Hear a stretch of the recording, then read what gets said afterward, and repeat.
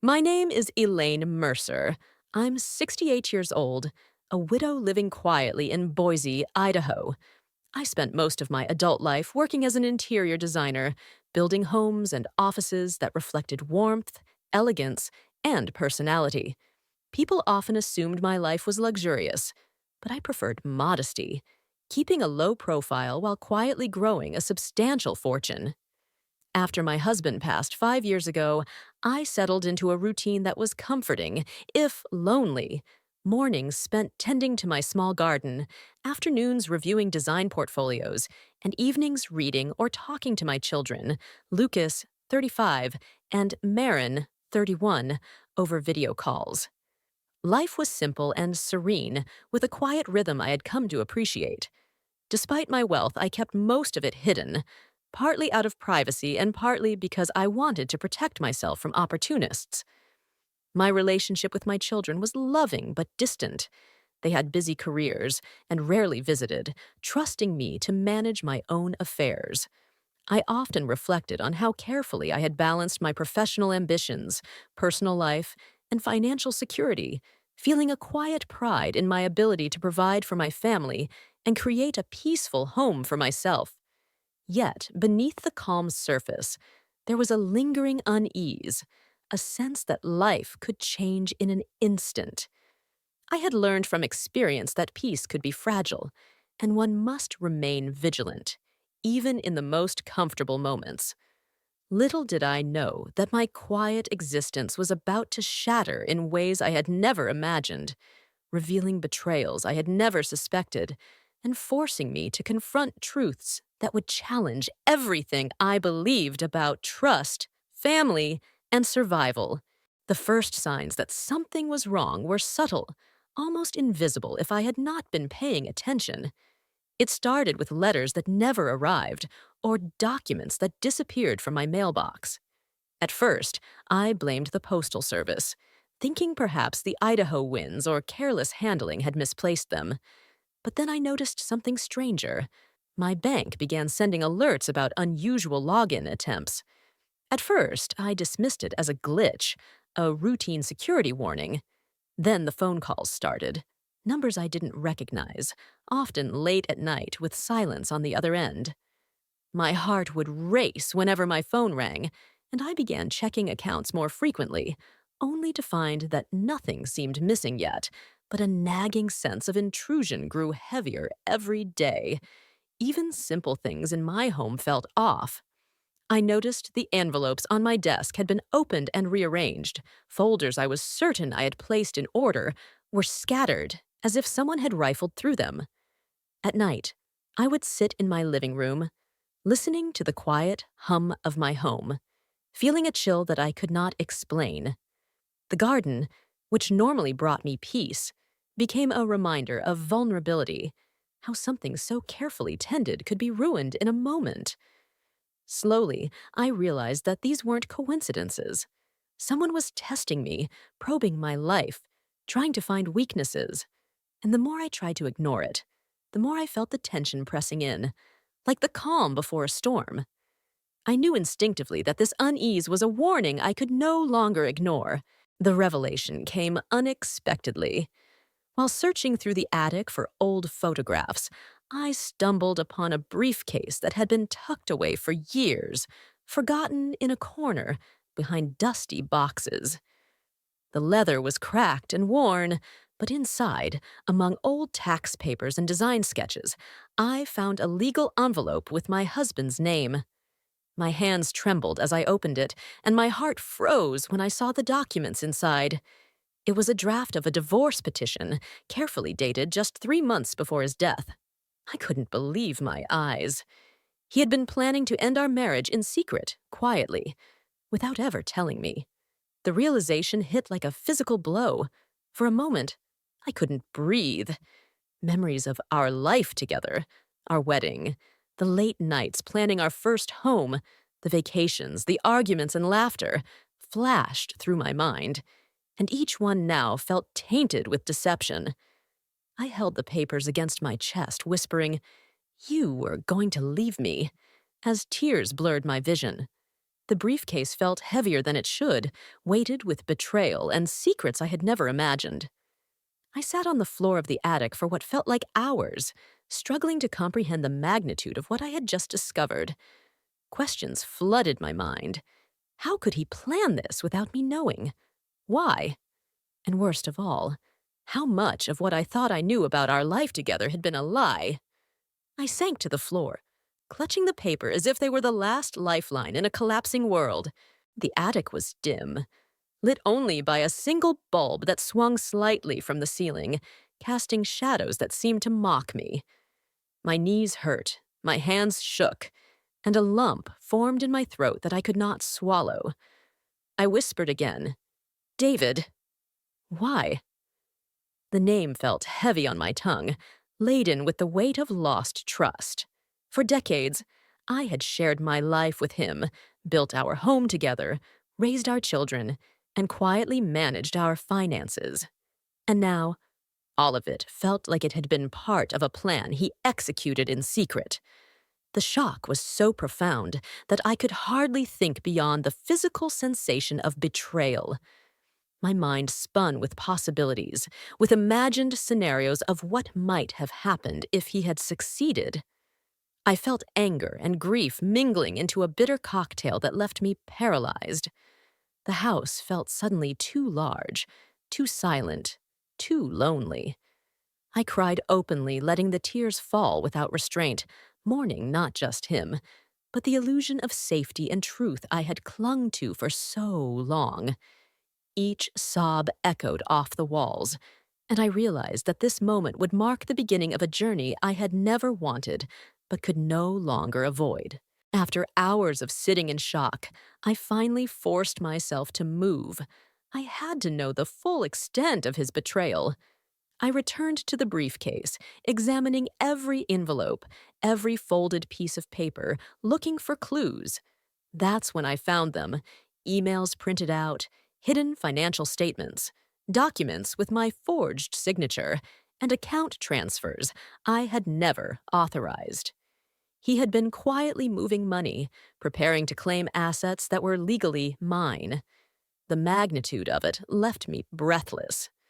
I had prided myself on vigilance, on managing my affairs carefully, but even I had not anticipated deceit on this scale.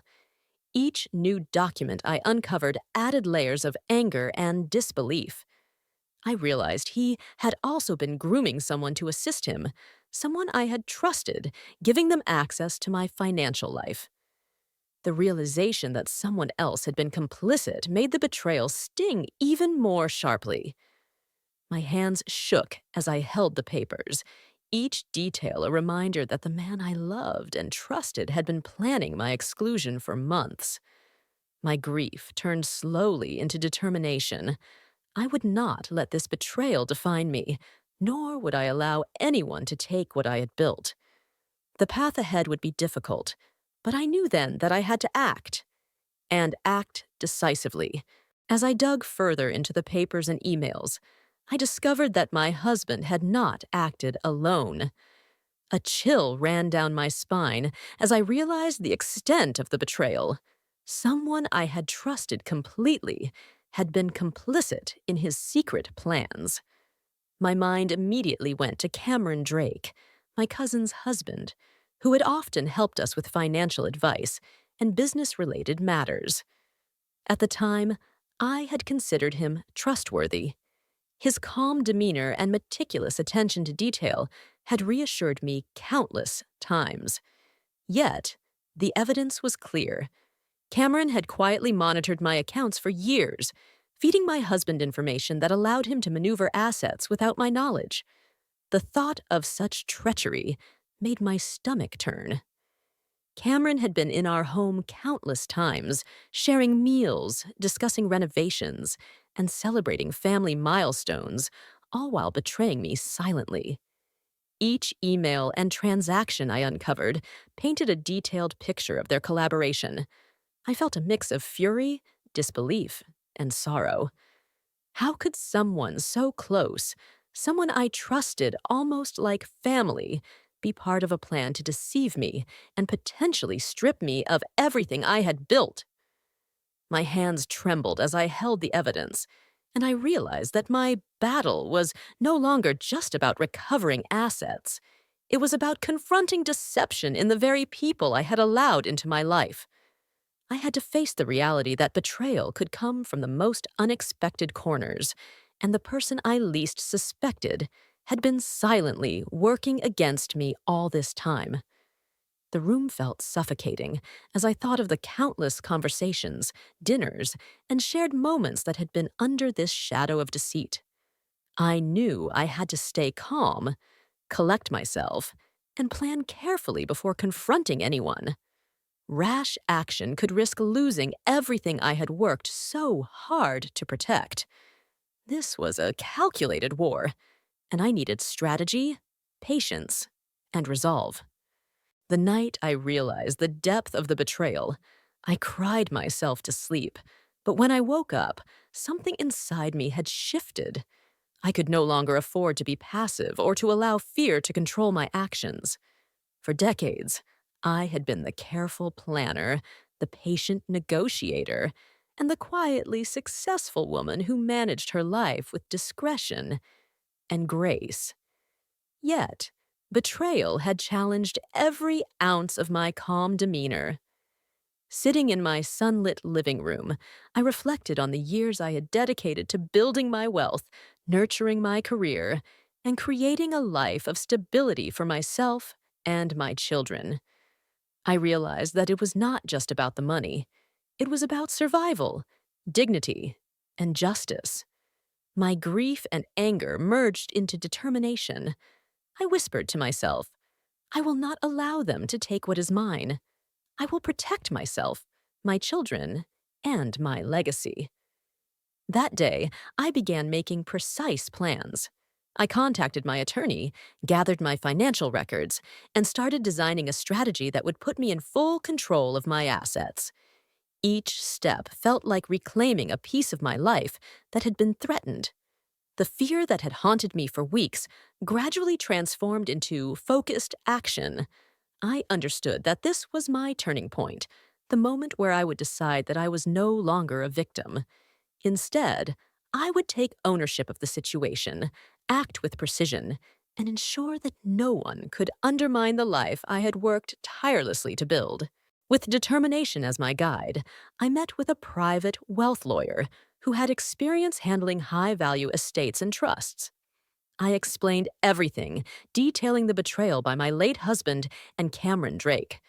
The lawyer immediately understood the gravity of the situation and began crafting a plan. Within days, we had set up a protected offshore trust, transferring the full $450 million fortune into accounts that only I could access. The process was meticulous and confidential.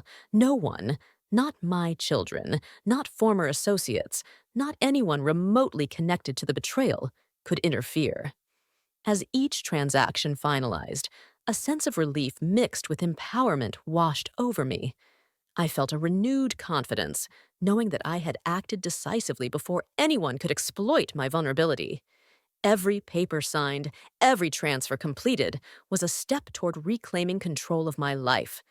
I began to see that this wealth, long a source of private security, was now also a symbol of my resilience.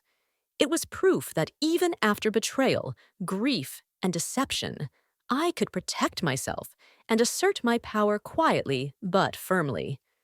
Sitting in my home office, reviewing the final confirmation emails from my attorney, I felt a profound mixture of triumph and validation. I had turned a moment of profound vulnerability into an act of ultimate strength. This was the point where my grief began to evolve into purposeful action, and I realized that I would not allow betrayal to define the rest of my life. The day came when I knew I had to confront Cameron Drake. I requested a private meeting under the guise of discussing routine financial matters, but I entered the room with clarity and resolve. The moment he saw me, I noticed a flicker of recognition, almost fear, in his eyes. Cameron, I said calmly, I know what you've been doing. I know about the accounts, the information you provided, and your part in everything. His face paled, and his hands fidgeted with a pen. Elaine, I I didn't mean. He started, but I cut him off. My voice was steady, controlled, and icy. Do not speak. You will not touch my life, my family, or my assets ever again. You were trusted, and you betrayed that trust. That ends today.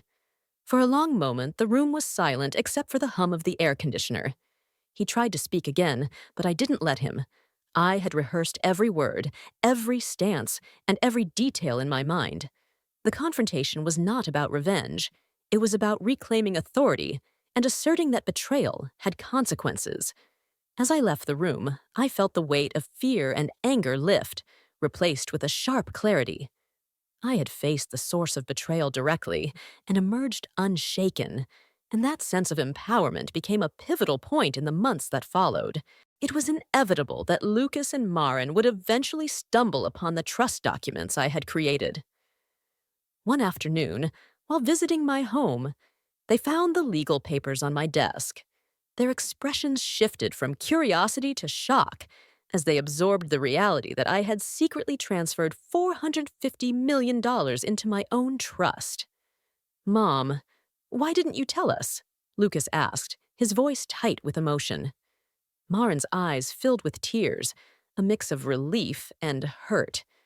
I sat them down and explained everything: the secret divorce plan, the forged signatures, the betrayal by Cameron Drake, and the steps I had taken to protect our family legacy. For a long time, they were silent, digesting the enormity of the situation. Then, slowly, they reached out, and Lucas whispered, Mom, we're here now. We understand why you did this. Maren added, We trust you. We always will. It was a moment of deep emotional connection, bridging the gap that secrecy had created. They had been worried, but now they shared a renewed respect and love, understanding that my decisions had been driven by protection, not concealment. I realized in that moment that my strength had not only safeguarded my assets, but had also strengthened the bond with my children, creating a foundation of trust and resilience that would carry us through the challenges yet to come. After Lucas and Maren discovered the trust documents, we sat together in the living room.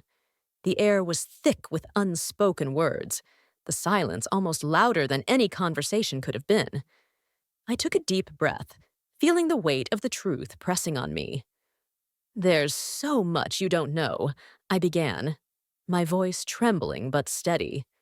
I told them everything: the secret divorce plan my husband had drafted, the forged signatures, the emails revealing the involvement of Cameron Drake, and how he had quietly facilitated the betrayal over the years. Their faces reflected shock, disbelief, and sorrow. Lucas's jaw tightened, his hands clenched together, while Maren's eyes shimmered with tears. I saw the pain and confusion in them, and I knew they were struggling to reconcile the father they remembered with the man who had plotted against me. I tried to explain that my actions were not about hiding wealth, but about protecting our family legacy and ensuring our security. Each sentence I spoke brought a mix of relief and sorrow. Relief because the truth was finally shared, and sorrow because I had to reveal such a dark part of our family history. For hours, we talked, paused, and reflected, navigating through layers of betrayal and understanding. The room felt heavier at times, yet lighter as the truth cleared the shadows. I realized then that sharing this truth, while painful, was necessary for healing. Lucas finally whispered, Mom, we trust you, and we know you did what was right. Maren nodded. We may not have understood before, but now we do. We're here with you. That night, as I watched my children leave with a renewed bond and quiet smiles, I felt an unexpected warmth. The revelation had not destroyed our family. It had strengthened it. A week later, I received a call from my attorney that made my stomach tighten. My late husband's former business partner had tried to access the old accounts, unaware that the funds had been moved to the offshore trust. The audacity of the attempt was infuriating, yet I remained calm. Every precaution I had taken ensured their failure. I listened as my attorney explained the measures we had implemented: multi-layered security, dual authorizations, and strict control over all legal and financial channels.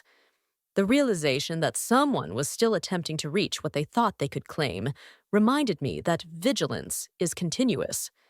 I felt a mix of satisfaction and validation. This attempt confirmed that my actions had been necessary, calculated, and effective. I shared the news with Lucas and Marin, who were equally shocked by the persistence of deception. "Mom, you really protected us," Lucas said, admiration and relief blending in his voice. Marin added softly, "We can finally rest, knowing it's over."